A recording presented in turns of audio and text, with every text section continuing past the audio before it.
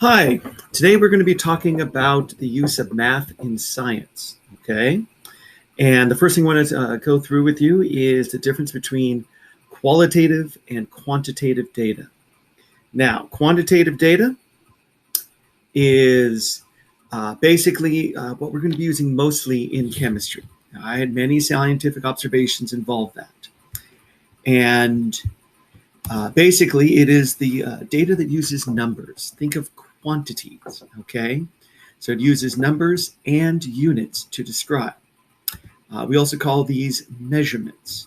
Now, it must include both a number and a unit. Numbers without units are pretty useless. It's like if I asked you how old you were or how old a child was, and you said the child was 6. Well, are we talking about a 6-year-old child? Well, or is it a 6-month-old baby? So units are very important. Numbers, whenever you write down data, must always include scientific notation and significant figures. We'll talk more about that in a minute. All right. Now, scientific notation, I think you should have learned about in your math class, but just in case, a brief summary of it. It is where you can express very large or very small numbers using the scientific notation. Basically, the number is written as a number between 1 and 10 multiplied by 10 raised to a power. So that if you have a number that is of any size, basically what that means is the decimal point must always be one place after the first digit. So the original number, the top number, has to be between 1 and 10. Basically, you're just going to rewrite it with the decimal just after the first digit. Now, the number of spaces the decimal point moved becomes the exponent on the 10. The exponent can be either positive or negative. Now, different teachers and different people have different ways of remembering whether it's going to be positive or negative. But basically, if the original number was larger than 1, then the exponent is positive, okay? But if the original number was smaller than 1, then the exponent is negative, all right? Now, some examples. If you had number 93 million, okay? If you had 93 million and you needed to write that in scientific notation, well, the decimal point, even though it's not written, is assumed to start off at the end. And it must go, when it is in scientific notation, over to right after the first digit, which is the 9. Now, if you notice, by doing so, it's going to move 3, 6, 7 places. So the first part becomes 9.3, and then you multiply it by 10 raised to the 7th power. Basically, you're multiplying the 9.3 by 10 7 times. All right, if it's a very small number, again, wherever the decimal point starts, it always goes after the first non-zero digit, in this case, the 1. And here, you're going to be moving it 4 places. Now, if you notice, it's going to be 1.67 times 10 to the 4th, but the fact that this is a small number, less than 1, means that it's going to be a negative exponent, okay? So when we actually write it, it's going to be 1.67 times 10 to the 4th, negative, okay? Now, when do you put numbers into scientific notation and when don't you? The basic rule of thumb is this. If the decimal moves more than 2 places, then it must be written in scientific notation. If the decimal would only move fewer than 3 places, then the number should not be written in scientific notation. Just leave it as it is, okay? So if a number is 3 or 32, there the decimal would only move 1 or 2 places. Don't bother putting it in scientific notation. But if the decimal were to move 3 or more places, let's say it was 321, then the decimal would move 3 places, and therefore it must be in scientific notation. Basically, when in doubt, always put it in scientific notation. All right. Now, Hi, this video is to explain both significant figures and scientific notation. First of all, in order to put a number into scientific notation, it's used, remember, for very large or very small numbers. First thing to do is you must include all of the significant figures, which we will talk about in a minute. But the decimal, wherever it starts, must always end up after the first non-zero digit, in this case, the 9. So it's going to end up there. The distance that it travels, since it starts here, it goes 1, 2, 3, 4, 5, 6, 7 spaces. So when you rewrite it, you write it as 9.3 times 10, and then the exponent is a 7. Since this number is greater than 1, that is a positive exponent. Down here, again, the decimal must end up after the first non-zero digit. In this case, after the 1. So it moves 1, 2, 3, 4 places. So I would write 1.67 times 10 to the 4th, but since this number is less than 1, that becomes a negative exponent. That is how you do scientific notation. the next thing I want to talk to you guys about is very quickly is the difference between accuracy and precision. Now, these two terms in everyday talk are often confused. They're often used indiscriminately, okay? They kind of use one when you really mean the other. And basically, when we're doing scientific measurements, you always want to have both accuracy and precision. All right, so it's important to know the difference between the two. Now, accuracy is how close a measured value is to the actual true value. Think of it, as you guys know, I like to shoot archery. So if I'm shooting arrows at a target, my accuracy is how close to the bullseye I get with any one particular shot. Okay? That's accuracy. Whereas precision is how close the measured values are to each other.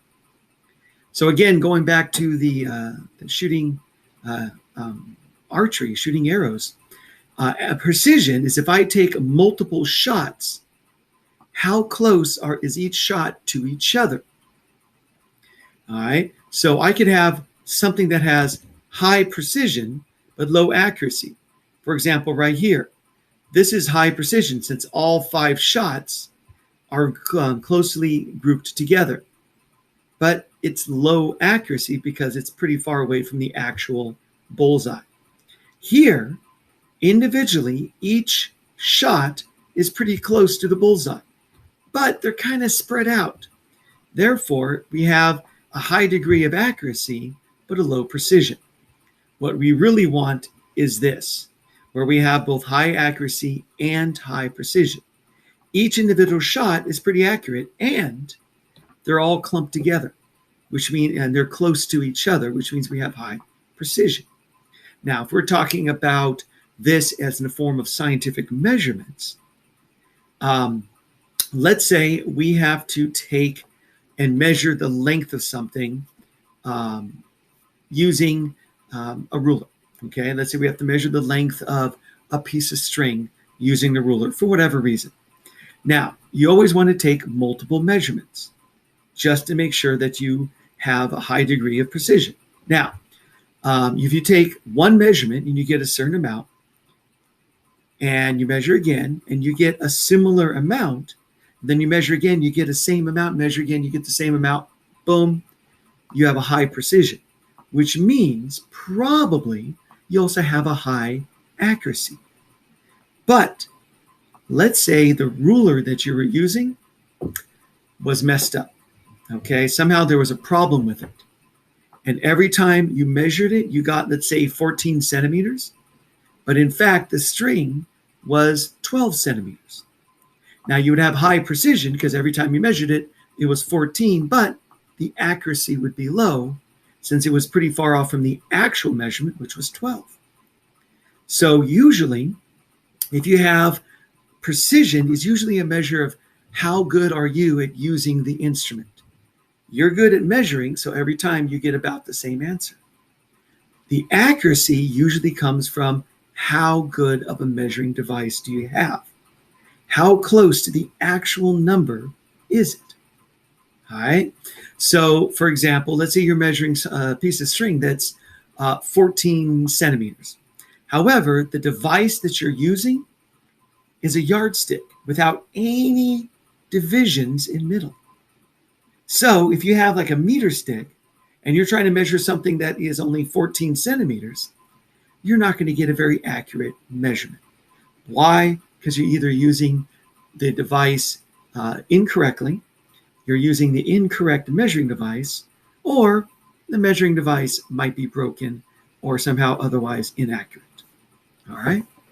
So that's accuracy versus precision. Next, we're going to talk about significant figures. Now, significant figures is going to be one of the more, believe it or not, challenging mathematical skills that you guys are going to have to master. You'll get it eventually, but at first it can be a little bit confusing. All right? Now, basically, what significant figures are is a way of measuring how accurate a measurement was. Okay? Remember, we were talking before, if you take a measurement, you want to make sure that it is as accurate to the true value as possible. All right? The more significant figures a measurement has, the more accurate it is assumed to be. Okay? Now, when you're taking a measurement, you always want to take all the known digits when making a measurement, even if the last digit is a 0. For example, when we do a measuring of temperature in class, our measuring device, our thermometers, are going to be fairly accurate. Most of the time, they're going to be accurate down to 1/10 of a degree Celsius. Now, let's say you measure something and it measures 32.0 degrees Celsius. What if you only put down 32? Now, when you write just 32, that says, hey, to the reader, someone who's looking at your data, that says it's only accurate to the ones digit. But if you write down the whole thing and you write down 32.0, that means that it's going to therefore be even more accurate. It's going to appear and convey an even higher degree of accuracy. All right? Instead of just rounding off to the nearest ones digit, it's accurate and rounded off to the nearest tenths digit and is therefore more accurate. Okay?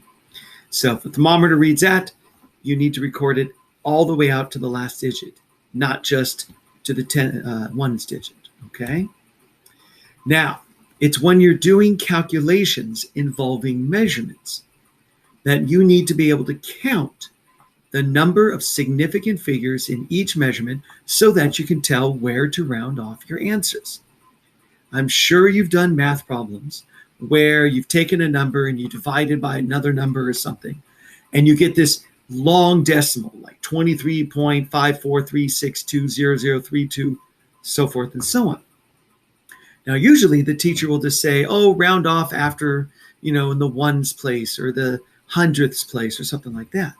But in science, there's actually a technique that you have to use based upon the numbers going into the calculation. That'll tell you exactly where to round off. And that's the skill I need you guys really to be able to master. Okay?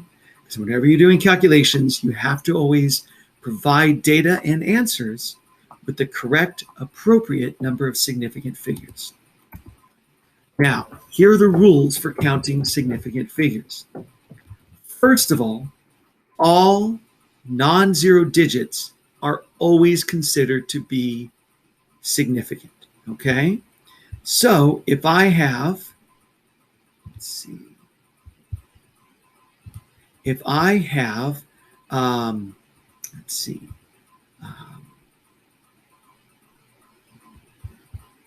Actually, I can't really write on this very well. So let's say I have a number right here, 1,457. Now, since all of those are non-zero, each one is considered significant, and therefore it would have 4 significant figures. Now, the tricky part comes with zeros. Sometimes zeros are significant and sometimes they're not. Now, zeros in the front of the number never count as being significant. Now, they're important, don't get me wrong. They're important as placeholders, but they don't count as significant figures when it comes to determining accuracy. So if you see this number here, 0.0025, this only has 2 significant figures, the 2 and the 5. These guys do not count. These guys do not count as significant because they come before the first non-zero digit. Whether it's before or after the decimal doesn't matter. This zero, and this zero, not significant. Now, zeros that come in the middle of a number are always significant. Okay, so in this case, 1.008, the fact that it has significant figures on either side means the zeros in the middle, the 2 zeros in the middle, are also significant. And the really tricky part, you're going to love this, comes from zeros at the end. Zeros at the end are only significant if the number is written with a visible decimal point. All right. For example, if you have the number 100, okay, 100, if you notice, has only 1 digit in it, okay? The 1 for sure is significant. And notice how there's no decimal points after it, okay? No decimal points at anywhere written in the number. So the zeros at the end are not significant. The ones at the very end after the last significant digit. They're not significant. They don't count. So that number would only have 1 significant figure. Now, if you look below it, the 100 with a decimal there, decimal points written. Therefore, all 3 numbers are significant. The 1 and both zeros, because the decimal points written, both of those zeros become significant. And then the same thing applies to the 120.0. Because there's a decimal point written, those zeros at the end are significant, and therefore that whole thing has 4 significant figures.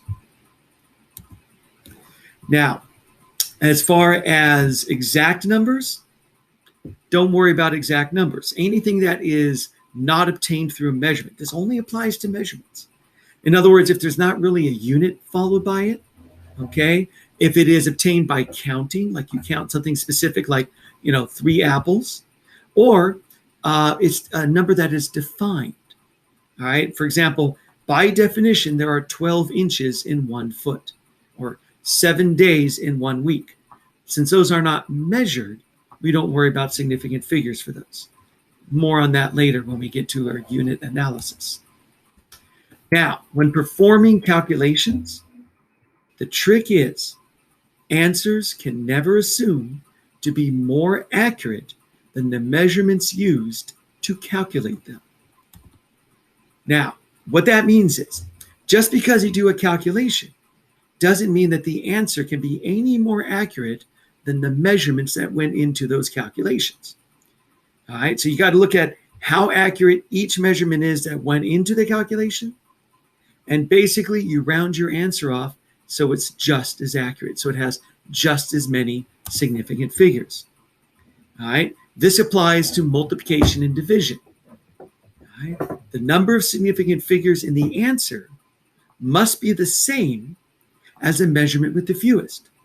So if you multiply, let's say, 3 numbers, and you get this big long decimal, right?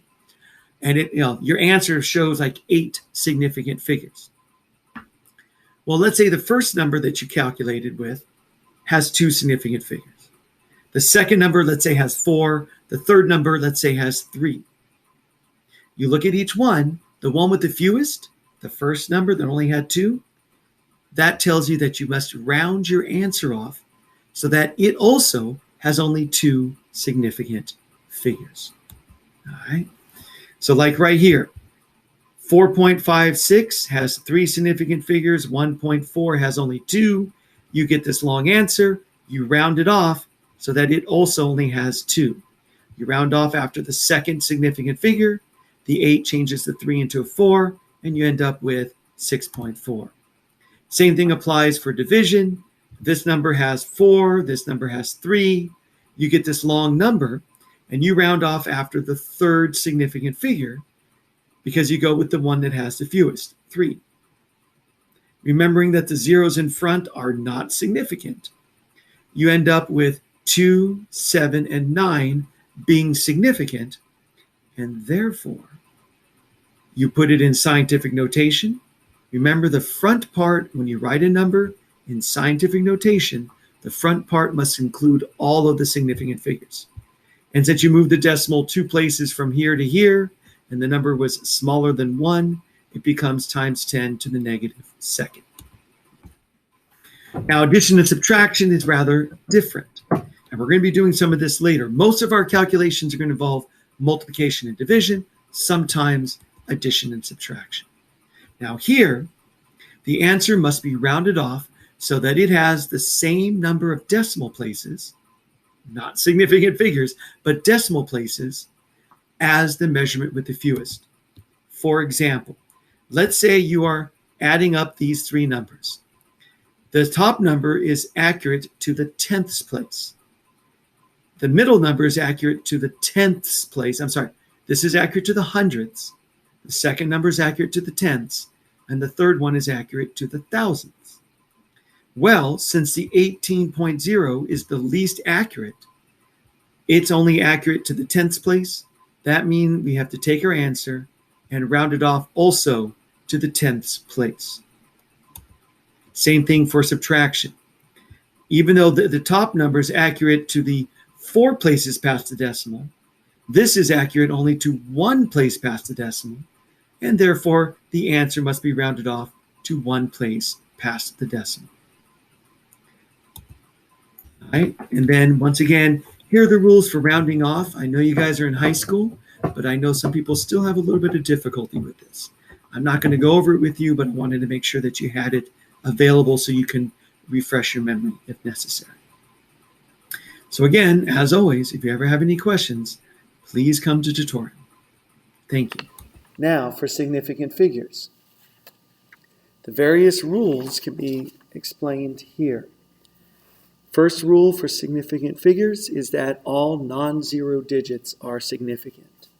So this number here, since it's all non-zeros, would have 4 significant figures. Here, the second rule is all zeros in the front of a number are never significant. So these zeros, whether they are before or after the decimal, are not significant because they come before the first non-zero digit. In this case, this would have 2 significant figures. Then, the third rule is zeros in the middle of a number are always significant. So in this number here, 1.008, since these zeros, sometimes called captive zeros, are between 2 non-zero digits, they are significant. So this number would have 4 significant figures. Now, the tricky part comes with zeros at the end of a number. Zeros at the end of the number are only significant if a decimal point is written anywhere in the number. So if you have 100 written like this, without any decimals, those zeros are not significant, and you would say it has only 1 significant figure. Here, a decimal point is written, so these zeros at the end are significant. So this would have 3 significant figures. If 100 is written like this, then all these zeros are significant because that decimal point is included. So this would have 4 significant figures. If you have a number like 0.004030, combining all the rules together, the 4 and the 3 are significant because they're non-zeros. Zeros in the front of the number are never significant. Zeros in the middle are always significant. Zeros at the end are only significant if a decimal point is written. Since a decimal point is written in this number, then this 0 here is significant. So this number would have 4 significant figures. Now, when determining where to round off in a multiplication or division number, the rule is that the answer must have the same number of significant figures as the measurement with the fewest. So if we have these two numbers here and their measurements, this number has 3 significant figures, this one has 2, so the answer that we have here, 6.394, must be rounded off after the second digit. Since this guy has only 2, this has 3, you go with the one with the fewest, 2. So we round it off after the 3, and we rewrite it as 6. But since it's rounded off, that 9 changes the 3 into a 4. So the answer is 6.4. Division works the same way.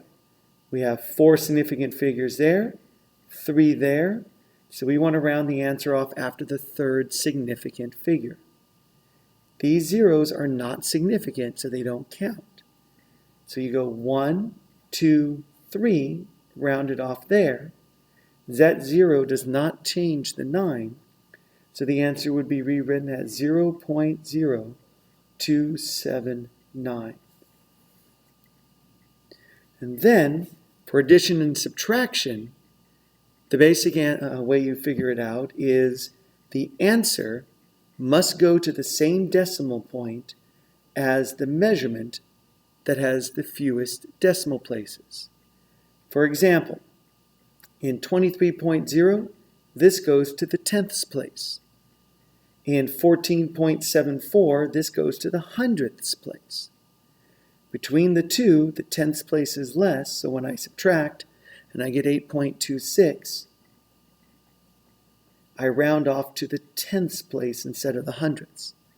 So it's 8.2, except that 6 changes the 2 into a 3, and I end up with 8.3 as my final answer. I hope this helps.